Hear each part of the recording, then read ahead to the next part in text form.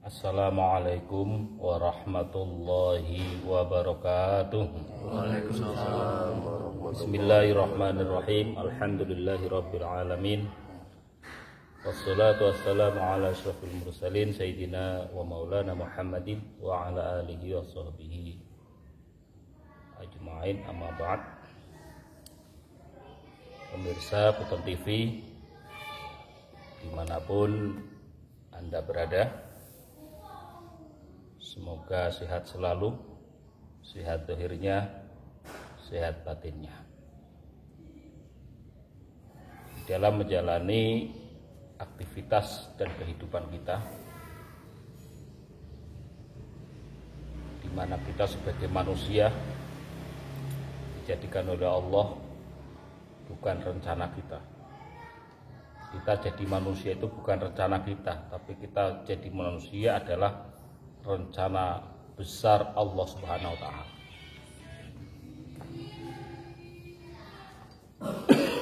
Di kesempatan ini kami akan membahas tentang perjalanan spiritual manusia dari versi Suratul Fatihah. Di mana Suratul Fatihah, surat Al-Fatihah dalam alam rohaniyahnya, kualitasnya adalah ringkasan dari Al-Quran. Dan di situ kami akan memberi sebuah tafsiran makna yang berbeda perjalanan spiritual manusia dari sudut pandang Suratul Fatihah. Dimulai dari Bismillahirrahmanirrahim sampai waladhdallin amin. Tapi perjalanan manusia di Suratul Fatihah ini kami belajar dari para guru-guru kami dalam ilmu tafsir Al-Quran, memberi makna dan perjalanan ini kami sesuaikan, dan di akhir zaman ini ketemulah perjalanan manusia dari Suratul Fatihah ini dimulai dari akhir ayat. Terakhir ayat Suratul Fatihah adalah ghairil maghdubi alaihim waladdallin, atau dari siratal ladzina an'amta alaihim ghairil maghdubi alaihim waladdallin. Bahwa ketika manusia lahir di dunia ini dalam kondisi dhalin, bukan diartikan sesat dari perjalanan spiritual ini, tapi diartikan bingung. Karena dhalin menurut bahasa bisa diartikan sesat, orang yang sesat juga dhalin. Tapi dhalin di sini karena kami memberi makna Al-Fatihah dari perspektif perjalanan spiritual manusia, maka dhalin di sini kami beri makna adalah orang-orang yang bingung. Semua manusia ketika pertama kali lahir dalam kondisi bingung. Kenapa kok demikian? Karena memang manusia dengan raga yang kasar ini, yang sebenarnya isi yang ada di dalam diri manusia adalah roh dan jiwa manusia itu sendiri, yang sudah mengenal, sudah cerdas, sudah mengenal Allah, sudah beriman.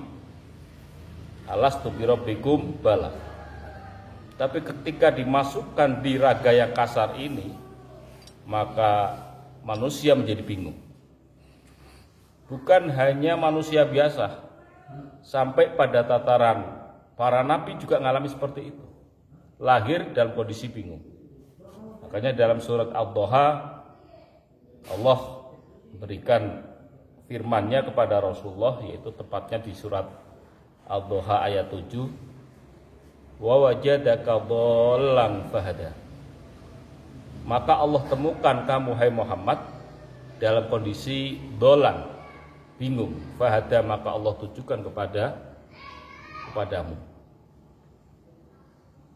Dalam surat yang lain, di yaitu surat At-Tin ayat 5.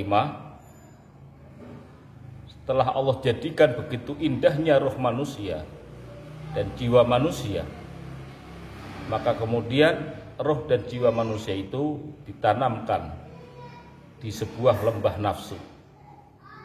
Itu surat At-Tin ayat 5. Tsumma radadnahu asfala safilin. Kemudian ku kembalikan ataupun ku tempatkan fi asfalis safilin. Sayyidina Syekh Abdul Qadir Jailani dalam tafsirnya memberi makna itu adalah roh yang ditiupkan di jasad manusia.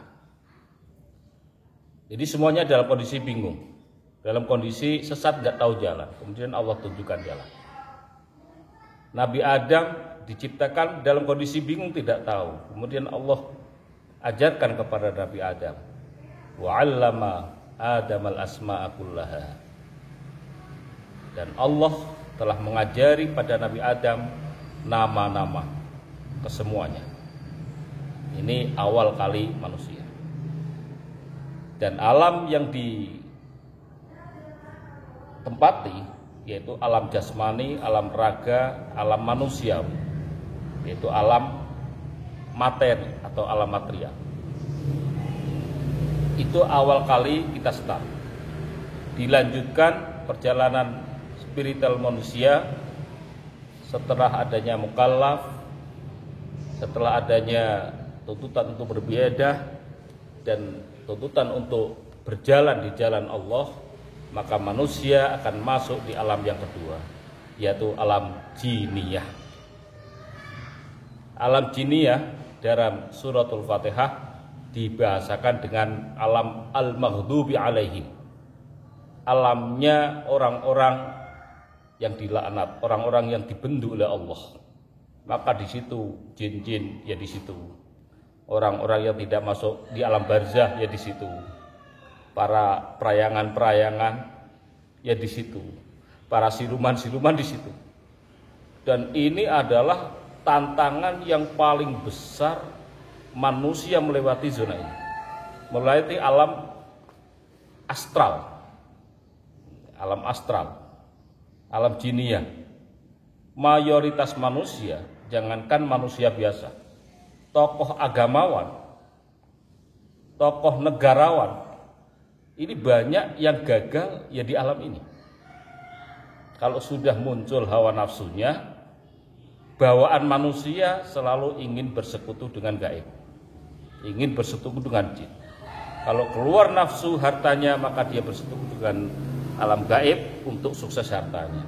Kalau nafsunya keluar sebagai pecinta jabatan, maka dia akan bersekutu dengan mereka di wilayah jabatannya.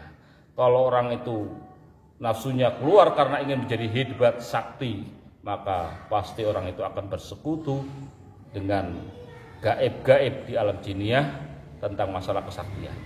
Makanya mayoritas umat gagal di alam ini, yaitu alam al-maghdubi alaihi. Iblis pun gagal di sini karena ujubnya.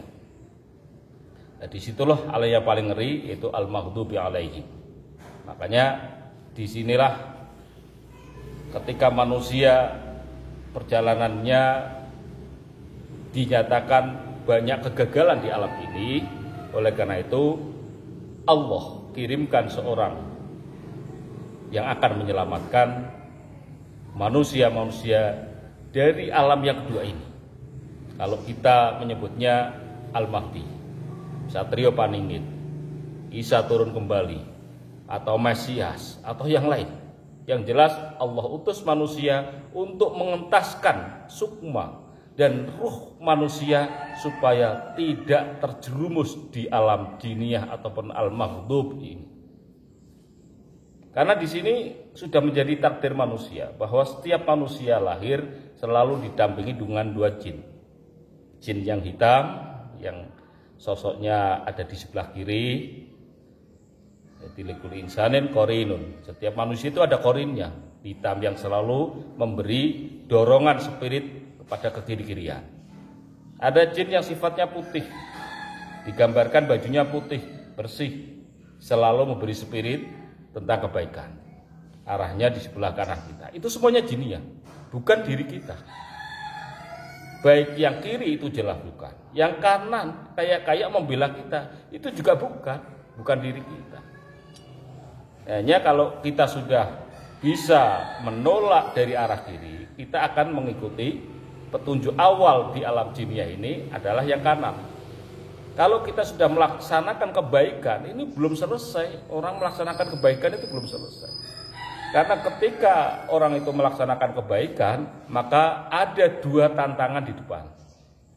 Ada kalanya kebaikannya menjadi rasa syukur kita sehingga kita bisa merasakan sebuah kesadaran dan bersyukur pada Allah. Ada orang yang melaksanakan kebaikan yang akhirnya jadi ujub, jadi riya, jadi sombong. Itu karena orang-orang baik. Jadi orang yang melakukan kebaikan itu belum selesai sampai di situ saja. Karena harus kebaikan ini dilanjutkan dengan rasa syukur, tidak ujub, tidak riya, aliasnya harus ikhlas karena Allah Subhanahu wa taala. Makanya semua problematika perpecahan aliran agama dari dulu zaman setelah pasca Rasulullah sampai sekarang dengan berbagai aliran, ya karena dari sebuah kebaikan. Dia bisa melaksanakan kebaikan, merasa menjadi baik sendiri, akhirnya dia menghukumi yang lain. Bukan memberi nasihat atau solusi, tapi menghukumi.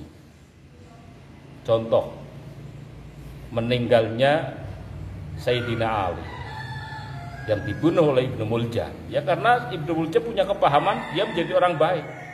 Jadi problematika perpecahan umat diawali karena ada orang baik yang merasa baik kemudian menyalahkan. Menyalahkan dengan menasihati itu beda, sama tapi beda. Sering netizen mengkritik kepada Puton TV, Pak Ustadz ini kok bikin fitnah, Pak Ustadz ini kok menyalah-nyalahkan orang. Kebenaran kan hanya milik Allah. Betul, kebenaran milik Allah, tapi Allah akan berikan kebenaran ini kepada orang-orang yang dikehendaki untuk menolong sesamanya. Jadi yang kami sampaikan di konten TV itu bukan menyalahkan, bukan menghukumi. Kami itu menasehati. Kalau orang menyalahkan itu langsung salah gitu aja, nggak ada solusi apa-apa. Beda kalau orang menasehati. Orang menasehati itu ada saudara kita yang keliru, kita tunjukkan kekeliruannya. Kemudian kita kasih solusi, kelirunya di sini, yang benar seperti ini. Mari kita bantu untuk menuju ke jalan yang benar, itu namanya nasihat. Ya maaf kepada netizen yang berkomentar agak keri dikit ya. Mudah-mudahan Anda sekalian dapat petunjuk lah dari apa yang kami sampaikan. Kami nggak ada kebencian kepada semua yang ada di dunia ini. Yang ada adalah musuh kita adalah setan dan iblis, dan ditentukan oleh Allah semua adalah saudara. Ketika orang itu ada di alam yang kedua ini, maka orang itu akan mengalami zona nyaman. Yang jadi dukun nyaman, sudah pasiennya banyak. Yang jadi ulama terkenal nyaman karena sudah terkenal dan dunianya banyak. Yang jadi pembisnis lewat spiritual, menjual belikan agama, sudah zona nyaman gak mau. Padahal kenyamanannya itu bersekutu dengan jin. Yang sudah jadi ulama torekoh, mursyid torekoh, padahal dalam menggapai kemursidanannya, dalam menggapai santri yang banyak, direwangi sekutu dengan kegelapan. Tapi karena sudah nyaman, sulit untuk diingatkan. Ini yang terjadi di bangsa ini, juga di umat ini. Kenapa ada akhir zaman? Ya ini karena manusia rata-rata sudah di zona nyaman.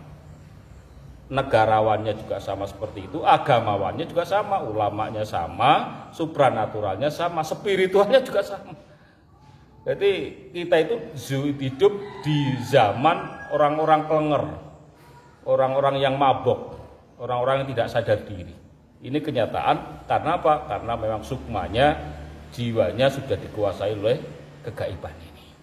Ataupun bahasa lain adalah Dajjal. Tapi tetap sebaik-baik manusia pasti ada jeleknya, sejelek-jelek manusia ada baiknya. Artinya apa? Manusia yang mayoritas sudah kelenger ataupun sudah di zona nyaman, tidak sadar mabok ini, mabok dunia, jabatan, kedudukan, kehebatan, santrinya banyak, ilmunya merasa banyak, diingatkan nggak mau, ada petunjuk juga dibiarkan begitu, didengarkan begitu lalu saja. Ini semua sulit untuk sadar, tapi tetap ada yang sadar. Oh, ternyata saya di jalan yang keliru. Oh, ternyata saya bukan di jalannya Rasulullah. Oh, ternyata saya bukan di jalannya para sahabat. Saya doakan pemirsa Puton TV, mudah-mudahan apa yang kami sampaikan itu bisa membuat kita sadar. Karena awal dari kebangkitan spiritual, ketika berada di zona jiniyah ini, mayoritas tidak selamat. Awal kali orang yang selamat adalah munculnya sebuah kesadaran dalam ayat sebelumnya, yaitu apa? Siratal ladzina an'amta alaihim, jalannya orang-orang yang telah engkau beri nikmat kepada mereka. Jalannya anbiya wal mursalin, jalannya para sahabat, jalannya para orang-orang yang menjernihkan hatinya, min athari sujud dan lain sebagainya. Itu jalan jalan mereka semua yang kita tiru. Rasulullah jual enggak sih asma sabu asma ini jual enggak sih seperti enggak, ini berarti bukan jalannya Rasulullah. Para sahabat ngasma enggak sih, enggak, ini bukan jalannya para sahabat. Mudah-mudahan bisa sadar seperti itu. Apa yang dilakukan oleh spiritual, supranatural dan lain sebagainya yang di zona nyaman, para ulama yang dulu ketika bangun pesantrennya modelnya gimana, cara apa yang ditempuh untuk membuat kebesaran pesantrennya, tapa di makom mana saja, dengan jalan apa saja, itu kan yang bisa jawab dengan kabeh yang sudah tidur di kasur yang empuk, tidur di kasur kenyamanan dunia ini. Itu bukan jalannya para sahabat, bukan jalannya Rasulullah. Jalannya Rasulullah adalah teruskan perjalanan ini, jangan nyaman sampai di situ. Nah, orang yang sadar semacam ini nantinya akan berdoa, oh ternyata saya di jalan keliru. Setelah kami mendengarkan Puton TV, pelaku akhir zaman, ternyata tak pikir-pikir kok yo keliru. Tak pikir-pikir yo keliru. Kalau sudah sadar semacam ini adalah awal kebaikan positif pada diri panjenengan sedaya. Karena kesadaran dalam bahasa lain yang sering dianjurkan, disuarakan oleh pemimpin negara ini, marilah di dalam membangun negara ini revolusi mental. Revolusi mental. Artinya apa? Mental itu dalam bahasa lain adalah kesadaran. Revolusi kesadaran. Revolusi mental. Jadi orang-orang yang korupsi itu tidak sadar. Karena apa? Mentalnya mental korup. Tidak sadar kalau korup itu merugikan orang, nggak sadar.